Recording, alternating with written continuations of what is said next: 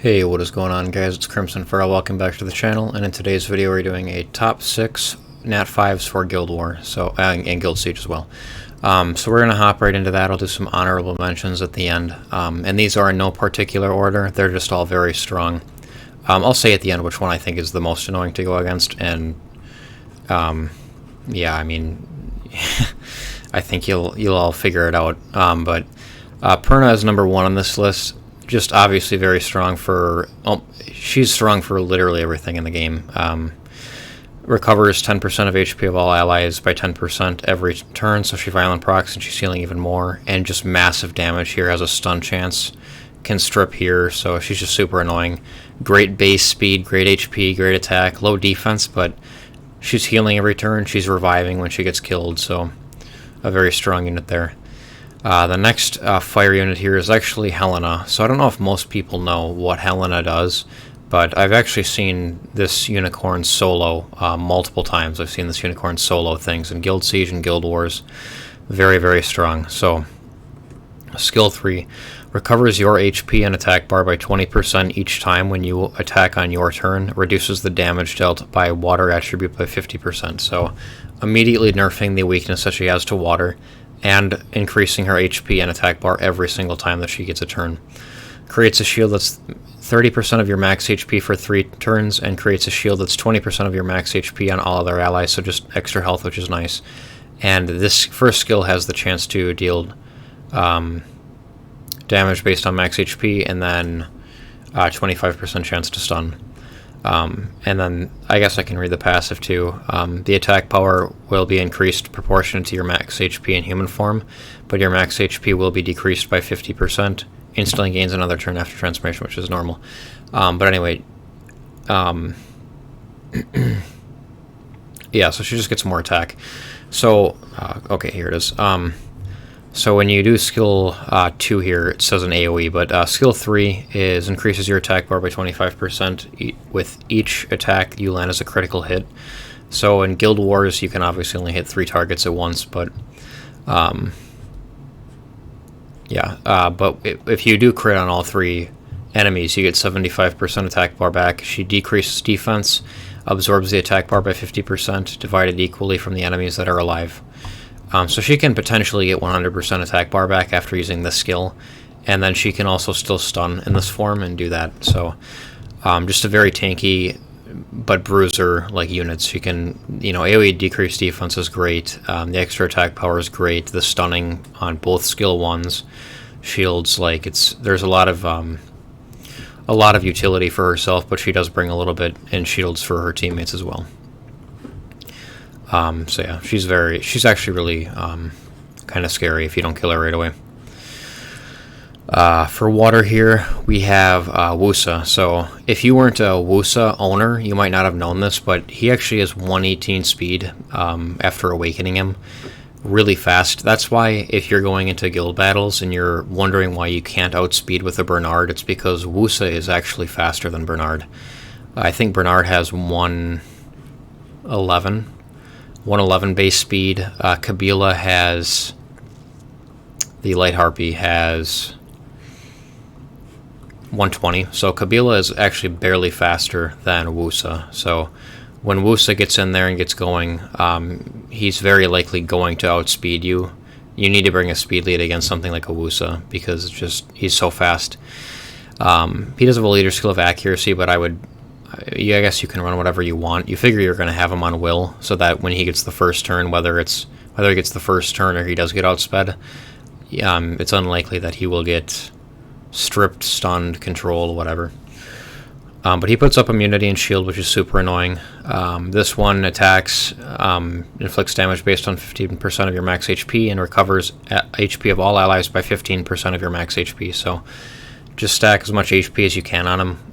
People try to put some damage on him later on, but for most of the game you can really just do speed, HP, swift energy, or swift will if you want to do will, but swift energy is fine for most of the game too, just because he is so fast. And then he can put stuff to sleep on skill 1, so very strong and annoying, and an annoying unit there. The other one is Nana here. I think she just got nerfed, but she also gets 15% base speed. 116 is very fast still. She has a guild accuracy leader skill, and basically you guys know what she does. She revives. She does an AoE decreased defense. She does a attack power break. So 2 very, very nice debuffs there, and then does revive. So yeah, pretty simple. I mean, just very tanky unit too. Not everybody knows what Nana does at this point. And she's disgusting with Riley, by the way. If Riley was not a free-to-play unit, I would probably have her on the list too, but because you can just fuse her, I might as well just do other units. So this one here, Feng Yen, is just crazy annoying. You know, like at the end of the game, you know, everyone has a counter to him, multiple counters to him, but for most of the game, even into late game, he's disgusting to deal with. He has a guild leader skill here for 44% defense. Every time you touch him, he gets attack bar, does damage based on defense, heals himself, counterattack, continuous healing to all allies, decreasing defense, never stops moving, never stops pissing everybody off. So he's a very, very strong unit. Not the greatest base speed, but he has high defense, good HP, and you know, the speed is low though. And then the last one here. I think this is the most annoying one to deal with out of all of the other 6 on the list. And I know that there's certain Nat 5s that are useful in the end game that I didn't put in the top 6 here or whatever, but for the vast majority of the game, these are the 6 units that are very likely screwing up your team and causing you to lose battles. The speed lead is great. It's, you know, global 24% speed lead is fantastic. Of course, you should only be using her in PvP content anyway. You know, sets a bomb up, can blow up the bomb, gets attack bar back if she crits. Okay speed, good health though, good defense, good attack. It's like pretty well rounded here. And I mean, the speed lead kind of makes up for the low speed anyway, but wow, is she annoying. I mean, just put her on violent. They don't even have to be good violent runes. They just have to be violent runes, and she will completely screw everything up for the enemy team. Some honorable mentions here. Definitely Eladriel is super annoying on defense. I think he revives everyone now. He revives everyone now, which is super annoying. Tiana is really good in cleave teams for Guild Siege. Like, you've got your Galleon lead, Galleon Tiana with, you know, +1. It can be anything you want it to be. Or you could do Ciara Tiana +1. You've got a little breathing room with her, but she's very good. The Wind and Fire Dragon Knight, now that his passive, you can't kill him. You have to hit him 3 times, I think, or 4. You have to hit him 4 times to kill him, and he has a good chance of counterattacking, and he just hits very hard, so he's very annoying there. The Wind one, obviously, just for the speed slow, and just hits hard, just controls speed the whole time. Anything that AoE strips, like Triton here, is fantastic. Does an AoE strip, and then attack bar pushback, actually. And then this one can hits all enemies, silences them. Juno and Praha are fantastic here as well. They both do AoE stuff. She's really annoying because she just needs 1 debuff on now, and she goes off. What does she get? She gets accuracy too, which is nice. So if you put her on Despair, if you put Praha on Despair, they have the AoE.